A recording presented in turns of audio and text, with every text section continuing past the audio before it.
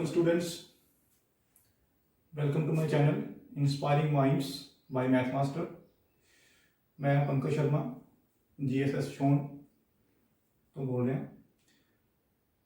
ਅੱਜ ਦਾ ਜਿਹੜਾ ਟੌਪਿਕ ਹੈ ਸਾਡਾ ਕਲਾਸ 10th ਦਾ ਕਲਾਸ 10th ਦਾ ਚੈਪਟਰ ਫਸਟ ਹੈ ਔਰ ਐਕਸਰਸਾਈਜ਼ 1.3 ਹੈ। ਬੱਚੇ ਜੇ ਤੁਸੀਂ ਐਕਸਰਸਾਈਜ਼ ਆਪਣੀ ਖੋਲ ਕੇ ਦੇਖੋ ਮੈਥ ਦੇ ਵਿੱਚ ਤਾਂ ਇਹਦੇ ਵਿੱਚ ਅਸੀਂ ਪ੍ਰੂਵ ਕਰਨਾ ਹੈ कि नंबर्स कुछ दिते गए रूट वाले √3 है √2 है √5 है इस तरह के और इन्होंने नंबर्स को आप प्रूव करना है सिद्ध करना है कि ये प्रमेय ने या अप्रमेय ने मतलब सारे सिद्ध करने हैं कि अप्रमेय ने √3 √2 मतलब वर्गमूल 3 वर्गमूल 2 वर्गमूल 5 इन्होंने अं प्रूव करा कि ये सारे की है इरैशनल नंबर प्रूव करना। इन्हों प्रूव करने तो पहला अं इरैशनल नंबर की डेफिनेशन समझांगे पूरी डेफिनेशन जी है वो सानू कंप्लीट पता होनी चाहिए है और वो तो बाद कुछ मतलब एडिशन और subtraction of rational and irrational number प्रमेय और अप्रमेय संख्यावां दा जमा घटाओ गुणा वो बारे थोड़ा जिहा गल करांगे। सो बच्चों बहुता समा ना लैंदे हुए आपां वीडियो स्टार्ट करिए।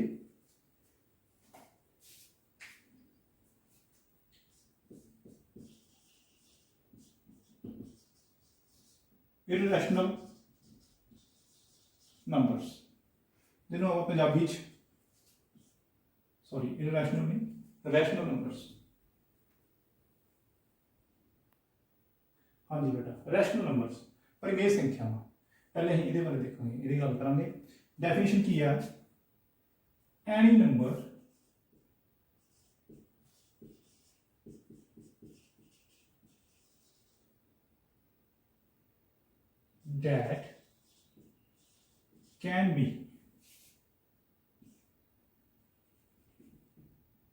that can be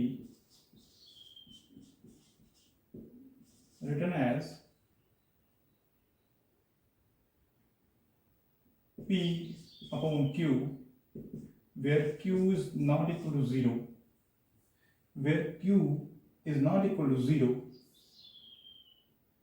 and P and Q are integers and HCF of P and Q is equal to 1 means कोई भी नंबर जिन्हों आप P बटा Q के रूप में लिख सकते हैं जिथे Q बराबर नहीं होवे 0 के मतलब कि डिनोमीनेटर न्यूमरेटर एंड डिनोमीनेटर इन्होंने आप पी तो क्यू नाल डिनोट किया और डिनोमीनेटर जो है वो नॉट इक्वल टू 0 है और दोनों पी तो क्यू दोनों की होने चाहिए इंटीजर्स और HCF of P and Q is equal to 1। जो एक्सरसाइज करनी है 1.3 वो एक लाइन जी है that is very very very important line क्योंकि ये सानू कंट्राडिक्शन देगी वो क्वेश्चन के जो करा क्वेश्चन से देखा पहले तो इनू समझ लो कि ये डेफिनेशन है जिहदे एक लाइन जी है it is very important for the exercise 1.3। सो इनू अं पंजाबी भी लिख सकते हैं कोई भी मतलब डेफिनेशन अं इनू पंजाबी भी लिखांगे क्योंकि साडे कोल इंग्लिश मीडियम तो पंजाबी मीडियम दोनों के बच्चे है। सो अं हुण पंजाबी लिखते हैं। अच्छा बच्चे रैशनल नंबर या परिमेय संख्यावां ਉਹਦੀ ਪੰਜਾਬੀ ਚ ਡੈਫੀਨੇਸ਼ਨ ਇਹ ਹੋਏਗੀ ਕੋਈ ਸੰਖਿਆ ਜੋ P ਬਟਾ Q ਦੇ ਰੂਪ ਵਿੱਚ ਲਿਖੀ ਜਾ ਸਕਦੀ ਹੋਵੇ ਜਿੱਥੇ Q ਬਰਾਬਰ ਨਾ ਹੋਵੇ 0 ਦੇ P ਅਤੇ Q ਦੋਵੇਂ ਸੰਪੂਰਨ ਸੰਖਿਆਵਾਂ ਹੋਣ ਅਤੇ P ਅਤੇ Q ਦਾ HCF ਬਰਾਬਰ 1 ਹੋਵੇ ਉਸ ਸੰਖਿਆ ਨੂੰ ਅਸੀਂ ਪਰਿਮੇਯ ਸੰਖਿਆ ਆਖਦੇ ਹਾਂ। ਠੀਕ ਹੈ ਬੱਚਿਓ ਇਹ ਇੱਕ ਡੈਫੀਨੇਸ਼ਨ ਹੈ ਪਰਿਮੇਯ ਸੰਖਿਆਵਾਂ ਦੀ। ਹੁਣ ਜਿਹੜੀ ਸੰਖਿਆਵਾਂ ਨੂੰ ਆਪਾਂ P upon Q ਦੇ ਰੂਪ ਵਿੱਚ ਨਾ ਲਿਖ ਸਕਦੀ ਹੋਵੇ ਜਾਂ ਨਾ ਲਿਖੀ ਜਾ ਸਕਦੀ ਹੋਵੇ ਜਿਹੜੀ ਸੰਖਿਆ P ਬਟਾ Q ਦੇ ਰੂਪ ਵਿੱਚ ਨਾ ਲਿਖੀ ਜਾ ਸਕਦੀ ਹੋਵੇ ਉਹ ਸੰਖਿਆ ਨੂੰ ਆਪਾਂ ਆਪਰਿਮੇਯ ਕਹਾਂਗੇ। ਸੋ ਆਪਰਿਮੇਯ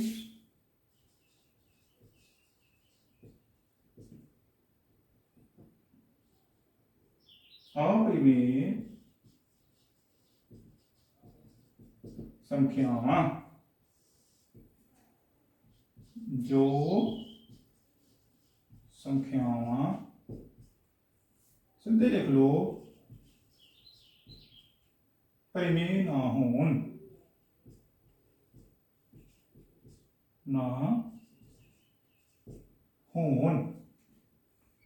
वह अपरिमेय संख्यावां होंदियां हन। हुण देखो एक्चुअल की है कि साडा चैप्टर का नाम है वास्तविक संख्यावां। First chapter is of real numbers. और रियल नंबर जिहड़े आ उन्हां नूं आपां दो सैट दे विच डिवाइड कर सकते हैं, दो वड्डे वड्डे सैट। एक सैट जिस परिमेय संख्यावां, दूसरा सैट जिहदे च अपरिमेय संख्यावां। एक जिहड़ा अपरिमेय संख्यावां वाला सैट है उहदे च सिर्फ अपरिमेय हुंदी है, बट जिहड़ी परिमेय है उहदे विच बाकी जिन्नियां भी आपां पढ़दे आ की पढ़िया आपां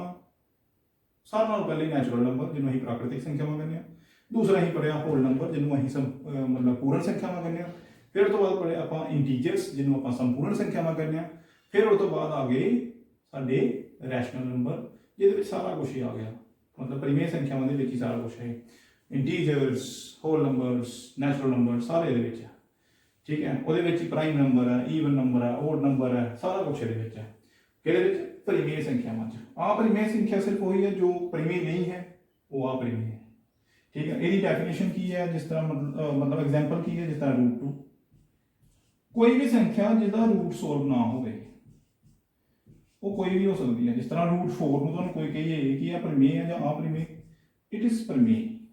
रैशनल, क्योंकि √4 ਸਾਨੂੰ ਸਾਰਿਆਂ ਨੂੰ ਪਤਾ कि √4 ਨੂੰ ਜੇ ਹੱਲ ਕਰਨਾ ਹੈ वर्गमूल 4 ਨੂੰ ਤੇ 2 गुना 2 ਹੋ ਜਾਣਾ, और 2 का जो जोड़ा बन जाता तो वर्गमूल के बाहर कढ़ लीदा, सो इस करके 2 आ गया। सो वर्गमूल 4 जो 2 के बराबर है, इस करके ये परिमेय है, क्योंकि परिमेय संख्या कही है जिन्होंने अं P/Q के रूप में लिख सकते हैं। तो 2 आप 2/1 के रूप में लिख सकते हैं। पर तुम कहना कि सर वर्गमूल 2 भी अं वर्गमूल 2/1 के रूप में लिख सकते हैं, फिर दोनों का फर्क की है? देखो वर्गमूल 2/1 है, पर वर्गमूल 2 जो इंटीजर नहीं है, संपूर्ण संख्या नहीं है, यह दोनों संपूर्ण संख्यावां है। ये भी लिखी है ना P ਅਤੇ Q दोवें संपूर्ण संख्यावां होण, दोनों संपूर्ण भी होनी चाहिए। इस करके ही इनू असीं वर्गमूल 2 नूं अपरिमेय कहने हैं, चाहे इनू P/Q के रूप में लिख लिया, लेकिन P जिहड़ा है वो संपूर्ण संख्या नहीं है। सो इस करके ये एक अपरिमेय संख्या नहीं है। हुण 2/1 हो गया, एक जिहड़ा बराबर नहीं है 0 के, ओबवियसली कि 1 है, वो 0 थोड़ी हो सकता। हुण 2 ते 1 दोनों की है संपूर्ण संख्यावां, और दोनों का HCF कढीए मतलब हाईएस्ट कॉमन फैक्टर जिन्होंने आप कह दें MSV, तो वो 1 आना है। सो वो 1 ही है, इस करके एक ही है, एक परिमेय संख्या है। हुण थोड़े जे असीं परिमेय संख्यावां पढ़ लिया, अपरिमेय संख्यावां पढ़ लिया, हुण आपां करांगे इन्हां दी गुणा जमा घटाओ, वो देखते हैं। अच्छा देखो बच्चों, हुण मैं कहा है ना कि कुछ परिमेय ते अपरिमेय संख्यावां दी जमा घटाओ गुणा बारे गल करांगे। सो मैं दोनों मतलब लैंग्वेज के लिखा, पंजाबी ते हिंदी दोनों, पंजाबी ते इंग्लिश दोनों लिखा। देखो की है परिमेय संख्या, ये मैं सारा ही पाता इकट्ठा, जमा गुणा घटाओ भाग। एक परिमेय संख्या, एक अपरिमेय संख्या, मतलब रैशनल नंबर फिर रैशनल नंबर, दोनों का ही जो मर्जी कर दो, जमा कर दो, गुणा कर दो, घटाओ कर दो, भाग कर दो, तो आंसर जो वो अपरिमेय संख्या है। इन्हें इदा समझा जा सकता है कि मान लो कि इररैशनल नंबर जिन्हों असीं अपरिमेय संख्यावां कहने, वो एक समुंदर है, और रैशनल नंबर को असीं एक मान लें कि वो एक कोली च पानी है, या बाल्टी एक ला लो, बाल्टी एक पानी है। हुण देखो बाल्टी एक पानी नूं चुक के समुंदर से सुटोगे तो आंसर की आएगा? बचेगा की मगर समुंदर। उस तरह जे इररैशनल नंबर दे विच एक रैशनल नंबर नूं जोड़ोगे, या गुणा करोगे, या भाग करोगे, या घटाओ करोगे, आंसर की आना? Irrational number. ये होगी एक गल, जो रैशनल तो इररैशनल है, मतलब परिमेय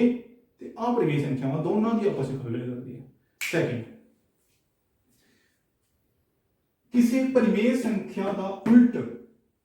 अपरिमेय संख्या, English reciprocal of irrational number is equal to rational number. किदां करना ये मैं दस देना। जिस तरह हम पता, मैं तुहानूं दस्सिया कि वर्गमूल 2 एक अपरिमेय संख्या है, इसका उल्ट रेसिप्रोकल मतलब 1/वर्गमूल 2, अब भी एक इररैशनल नंबर है। ਤੁਹਾਨੂੰ ਕੋਈ ਕਿ ਵਰਗਮੂਲ 3/2 ਇੱਕ ਪਰਿਮੇय ਸੰਖਿਆ ਜਾਂ ਆਪਰਿਮੇय ਸੰਖਿਆ ਤੁਸੀਂ ਆਪਣਾ ਦਿਮਾਗ ਲਗਾਓ ਵਰਗਮੂਲ 3 ਕੀ ਆ ਕਿਉਂਕਿ ਇਹਦਾ ਵਰਗਮੂਲ ਹੱਲ ਨਹੀਂ ਹੁੰਦਾ √3 is not solvable in integers answer ਜਿਹੜਾ ਆਏਗਾ ਲੇਕਿਨ ਉਹ ਕਿਹਦੇ ਚ ਆਏਗਾ